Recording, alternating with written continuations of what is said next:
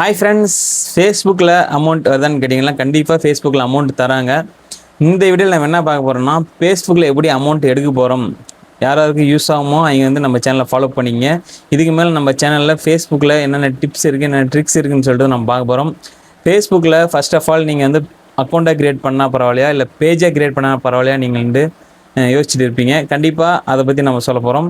அதேமாரி பே அவுட்டில் எப்படி அக்கௌண்ட் ஆட் பண்ணுறது, சில பேருக்கு மானிட்டேஷன் ஆகி டாலர் வந்திருக்கும், அவங்க பே அவுட்டில் எப்படி அக்கௌண்ட் ஆட் பண்ணி அமௌண்ட் எடுக்கிறது சொல்லிட்டுலாம் நம்ம சேனலில் பார்க்க போகிறோம்.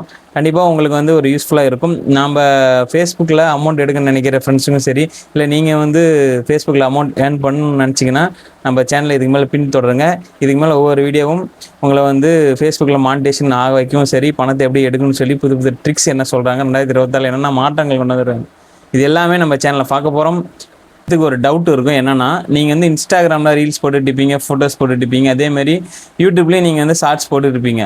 அதில் என்ன ஒரு டவுட்டுன்னா, நீங்கள் யூடியூப்பில் மானிட்டேஷன் ஆகி அந்த ஷார்ட்ஸ் ஃபேஸ்புக்கில் போட்டோம்னா அதில் கட் ஆயிருமோ, யூடியூப்பில் மானிட்டேஷன் எதாவது இஷ்யூ வந்துடுமோ, காப்பி ரைட் வருமோ, காப்பி கிளைம் வரும் அப்படின்னு நினச்சி நீங்கள் பயப்பட தேவையில்ல. அது வேறு பிளாட்ஃபார்ம், இது வேறு பிளாட்ஃபார்ம்.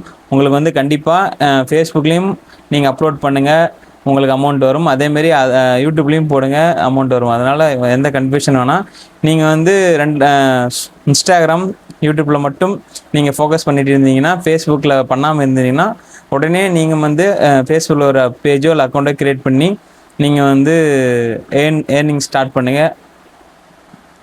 ஃபேஸ்புக்கில் புதுசாக ஓப்பன் பண்ணுறவங்களுக்கு ஒரு டவுட் இருக்கும், நீங்கள் ஃபேஸ்புக் அக்கௌண்ட்டை க்ரியேட் பண்ணால் பரவாயில்லையா, இல்லை பேஜை க்ரியேட் பண்ணால் பரவாயில்லையான்னு ஒரு ஐடியா இருக்கும். உங்களுக்கு நான் அந்த ஐடியாவை சொல்ல போகிறேன். என்னென்னா, நீங்கள் ஒரு ஆர்கனைசேஷன், இல்லை நீங்கள் 2 பேர் அட்மினாக இருக்கணும், இல்லை ஒரு குழுவாக இருக்கீங்க அப்படின்னா நீங்கள் பேஜ் க்ரியேட் பண்ணுறது நல்லது. அதில் 2-3 பேர் கூட அட்மினாக வச்சுக்கலாம். ஓகேங்களா? நீங்கள் 2-3 பேர் பார்க்குற மாதிரி ஒரு ஆர்கனைசேஷன், ஒரு ஐடி விங், இது மாதிரி பேஸில் இருக்கிறதுக்கு நீங்கள் பேஜாக க்ரியேட் பண்ணுறது நல்லது. இல்லை தனி பர்சனலாக யூஸ் பண்ணுறீங்கன்னா நீங்கள் அக்கௌண்ட்டாக க்ரியேட் பண்ணி அதை ஒரு 5000 ஃப்ரெண்ட்ஸ் வந்ததுக்கப்புறம் ப்ரொஃபஷனல் போடாமல் மாற்றி நீங்கள் அந்த ஃபாலோவர்ஸை கெயின் பண்ணலாம். அப்படி இல்லை நான் ஒரே பேஜ் தான் வச்சு யூஸ் பண்ண போகிறேன்னு நினச்சினாலும் சரி, நீங்கள் பேஜாகவும் க்ரியேட் பண்ணிக்கலாம். அக்கௌண்ட் தனியாக வச்சுக்கிட்டு பேஜாகவும் க்ரியேட் பண்ணிக்கலாம்.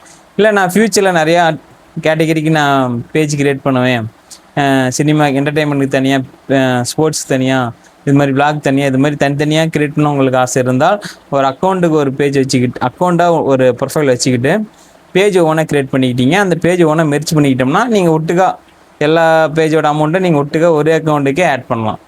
ஓகேங்களா?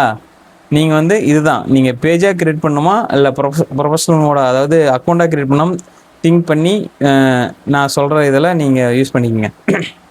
மெயினாக யாருக்கெல்லாம் யூஸ் ஆகும், ஆல்ரெடி ஃபேஸ்புக்கில் அமௌண்ட் வருதுன்னு தெரியும் எல்லாருக்கும், சில பேருக்கு தெரியாதுன்னு நினைக்கிறேன். ஸோ அவங்களுக்கு நான் சொல்கிறேன்னா, கண்டென்ட் மானிட்டேஷன் ஆக்டிவிட்டி ஆச்சுன்னா யாருக்கெல்லாம் யூஸ்ஃபுல்லாக இருக்கும் மோஸ்ட்லி அப்படின்னு பார்த்தீங்கன்னா, நீங்கள் ஒரு ஃபோட்டோகிராஃபராக இருந்தால் நீங்கள் டெய்லியும் ஒரு 10 ஃபோட்டோ, ஒரு 20 ஃபோட்டோ போட்டிங்கன்னா நீங்கள் ஃபோட்டோவுக்கே ஃபேஸ்புக்கில் அமௌண்ட் தராங்க. அதுவே ஒரு குறிப்பிட்ட அமௌண்ட் வரும். அதேமாதிரி நீங்கள் ட்ராயிங் ஆர்டிஸ்ட்டாக இருந்தால் நீங்கள் ட்ராயிங் வரைகிற ஃபோட்டோவோ இல்லை ரீல்ஸோ எடுத்து நீங்கள் போட்டுக்கிட்டே இருந்தீங்கன்னா உங்களுக்கு அந்த ஃபோட்டோவுக்கும் அமௌண்ட் வரும், ரீல்ஸுக்கும் தனியாக அமௌண்ட் வரும். ஸோ அதெல்லாம் நீங்கள் யூட்டிலைஸ் பண்ணிக்கலாம். ஃபேஸ்புக்கும் யூடியூப்புக்கும் என்ன டிஃப்ரெண்ட், ஃபேஸ்புக்கில் என்ன அட்வான்டேஜ் அப்படின்னு பார்த்தீங்கன்னா, ஃபேஸ்புக்கில் உங்களுக்கு $25 வந்தாவே நீங்கள் வித்ட்ரா பண்ணிக்கலாம். ஓகேங்களா? அதேமாதிரி ஃபேஸ்புக்கில் நீங்கள் ஃபோட்டோவுக்கு அமௌண்ட்டு தராங்க. நீங்கள் ஒரு ஸ்டோரி ரைட் பண்ணுறவங்களா இருந்தால் நீங்கள் டெக்ஸ்ட்டுக்கே அமௌண்ட்டு தராங்க. கண்டென்ட் மானிட்டேஷன் ஆக்டிவிட்டி ஆச்சுன்னா டெக்ஸ்ட்டு, ஸ்டேட்டஸ் வைக்கிறோம்ல, ஸ்டேட்டஸ்க்கு, ஷார்ட்ஸ் போகிறோம்ல, ஷார்ட்ஸ் வீடியோ போஸ்ட், அது மட்டும் இல்லாமல் அதான் ஃபோட்டோ, இது எல்லாத்துக்குமே அமௌண்ட்டு தராங்க. அதுவும் இந்த ஷார்ட்ஸுக்கும் ஃபோட்டோக்கும் கொஞ்சம் ஈக்குவலாக தர மாதிரி தராங்க. உங்களுக்கு மெயினாக ஃபோட்டோ போடுறவங்களுக்கு ஒரு ப்ளஸ்ஸாக இருக்கும் ஃபேஸ்புக். ஸோ நீங்கள் ஃபேஸ்புக்கும் இன்ஸ்டாகிராமும் மெர்ச் பண்ணிக்கலாம். அப்படி மெர்ச் பண்ணும்போது நீங்கள் இன்ஸ்டாகிராமில் போஸ்ட் போட்டிங்கன்னா ஆட்டோமேட்டிக்காக ஃபேஸ்புக்லேயும் போஸ்ட் ஆகும். ஸோ அப்படி நீங்கள் பண்ணி அப்லோட் பண்ணால் பரவாயில்லையா, இல்லை தனித்தனியாக அப்லோட் பண்ணால் பரவாயில்லையான்னு கேட்டிங்கன்னா, நான் என்ன சொல்லுவேன்னா தனித்தனியாக அப்லோட் பண்ணால் பரவாயில்ல. ஏன்னா நீங்கள் இன்ஸ்டாகிராமில் 5 ஹேஷ்டேக் தான் கொடுக்க முடியும். ஸோ இன்ஸ்டாகிராம் நீங்கள் போஸ்ட் போட்டு 5 ஹேஷ்டேக் மட்டும் கொடுத்துக்கலாம். ஆனால் ஃபேஸ்புக்கில் அப்படி இல்லை, நீங்கள் ஒரு 30-40 கூட நீங்கள் ஹேஷ்டேக் கொடுத்துக்கலாம். ஸோ அதனால் நீங்கள் ஃபேஸ்புக்லேயும் இன்ஸ்டாகிராம் தனித்தனியாக போஸ்ட் போகிறது என்னை கேட்டால் நான் நல்லதுன்னு சொல்லுவேன்.